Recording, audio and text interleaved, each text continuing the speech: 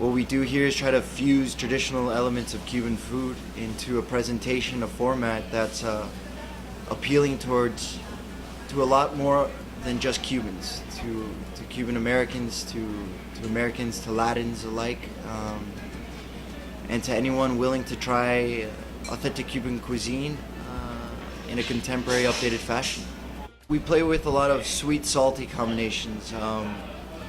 Being able to put maduros into a wrap as opposed to just on the side of a palomilla. We have dishes here with a local fish that you can catch, mahi dolphin, with maduros inside of it. We do guava barbecue pulled pork, guava sake. A lot of greens, a lot of fresh mixed herbs, a lot of cabbages, mango papaya salsa. So all of these elements are fused with their traditional Cuban ingredients, whether it be lechon asado or ropa vieja, picadillo. All of these elements are based in traditional Cuban recipes, but we put a bit of a spin on it, whether we put picadillo into a wrap or whether we put it into a sandwich and call it a sloppy joe. We just try to have as much fun with these things as possible. Basically, we enjoy their food, the atmosphere. I think he's created a very nice atmosphere here where people can come and do their internet, they can have lunch, they can have meetings here. Sort of like a Starbucks on steroids with a restaurant, basically. OYE means hey, it means listen. It means I have something to say. Organization of Young Entrepreneurs is the acronym for that.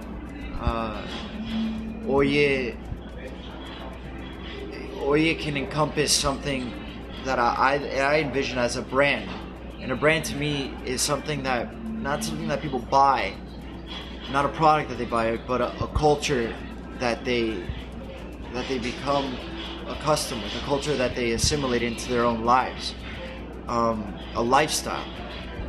So the Organization of Young Entrepreneurs allows us to voice that brand and to expose that brand into formats that can really launch us, whether it be fundraisers or foundations or nonprofit organizations that we get involved with.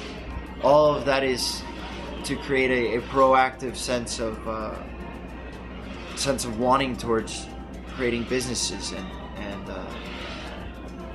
anything that Cuban Americans or Latinos or people in Miami are striving for. I've been busboy, I've been dishwasher, I've been runner, I've been waiter, I've been expo, I've been everything except a cook, which I've become now. Just like all different Cuban desserts, like the one that's really different are the donuts that are filled with guava, dulce de leche, and then up there they have their empanadas and croquetas, which are filled with chorizo, there's some chicken, and then your traditional ham.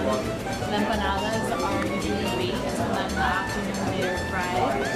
And then they have guava and cheese, but they also have picadillo and chicken as well. It's a constant evolution we feel here. We're always being inspired, and that our food really comes from a soulful place, a place of passion and respect for not only the culture and the island, but of the food and where it could potentially go. I see Cuban food as untapped and untouched, really.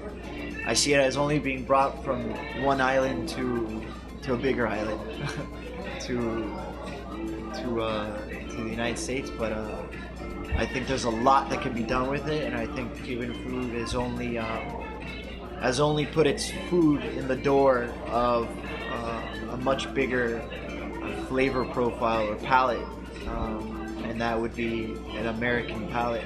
I think Mexican food can do it 100 times over. Why can't Cuban food, and why can't more people love Cuban food the way I love Cuban food?